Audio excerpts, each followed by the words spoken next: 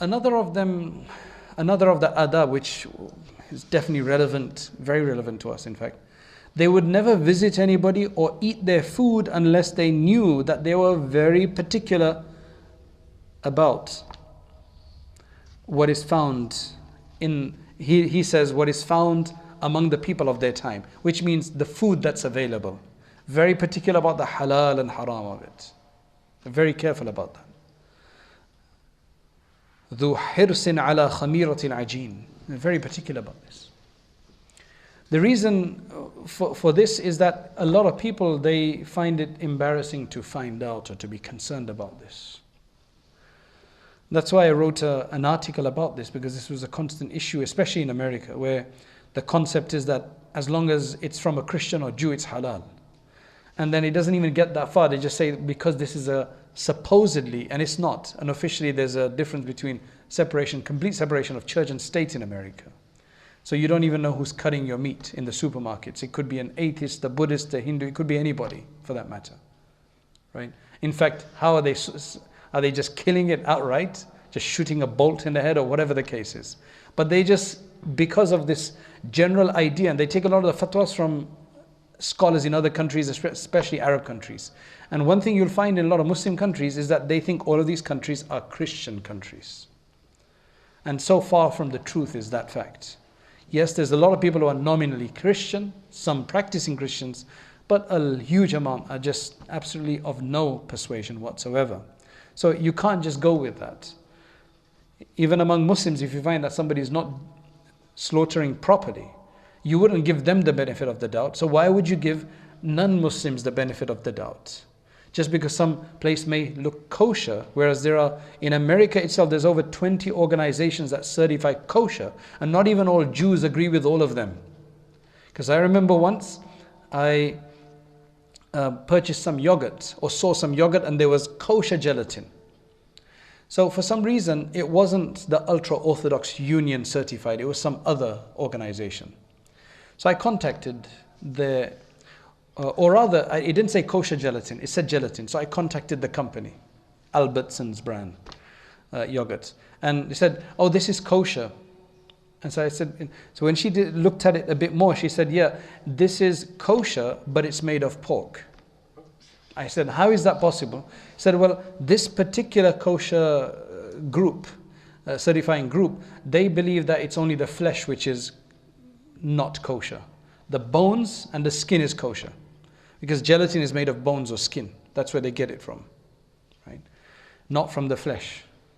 So for them it's okay. But that is not okay for the Ultra-Orthodox Union, which are more trustworthy than them. You understand? So you've got that issue as well. So if you find that a Muslim has just been knocking an animal on the head and not sacrificing it and killing it, you'd say that's haram. So then why would you just eat from any kosher outlet or any what you think is a Christian outlet? Because what's been allowed of Christian and Jewish meat is because they would sacrifice it in the proper way. If you look at the Bible, in the Old Testament, especially in the Corinthians, it's mentioned how they cut their meat. That's why it was allowed. Because they cut it in a similar way to the Muslims. But now all of these ways are different. So in America, there is this fatwa, it's halal. That's why in America, if you go there and you want proper food, do not ask for halal. Ask for dhabiha. That is the halal. So they have a distinction, a clear distinction. Brother, is this halal? But it's not. I've been to so many places, masjids and other places, and I would never ask, is this halal? They tell me, this is all halal, but this one is dhabiha. Dhabiha means sacrifice properly. Right? So this is dhabiha, but that, in fact, I've been to one place, this is halal, this is halal, that's not halal. And he's talking to me in his opinion. You know, he's talking to me according to my opinion. Right? So it's a really weird situation. We have to be so careful. That's why HMC in this country is an absolute blessing. I know there's people who keep poking things on HMC as well. But there's no system in the world that's going to be perfect. Because deception and problem from individuals is an absolute possibility in any of these situations. But when you've seen other countries where there's a massive problem and you have to be so careful, right? To go drive 2 hours for your meat and so on. These red HMC boards in this country as an absolute God blessing. blessing from Allah. That's why I close my eyes and go into HMC and eat. Right? Because seriously, how much more can you do? How much more can you do? These are respectable ulama who are part of these organizations. I know many of them personally. May Allah reward them abundantly for this work that they're doing. Yes, there's going to be some mistake here, there, or the other. It happens as human beings, especially as new organizations, the way it is, without the kind of resources that, they would really, they could have and they could benefit from. It's an absolute blessing, especially when you come from these other countries and you see that. It's an absolute blessing. Every time I used to go to LA, I used to have to call my friend, the local Mufti there, that which shop can I go and buy my meat from this time, after every month or two. And then he would say, this shop, and I would say, but last 2 months ago, it was the other shop you sent me to. He says, no, you can't buy from them anymore, I caught them mixing. Because halal is always more expensive.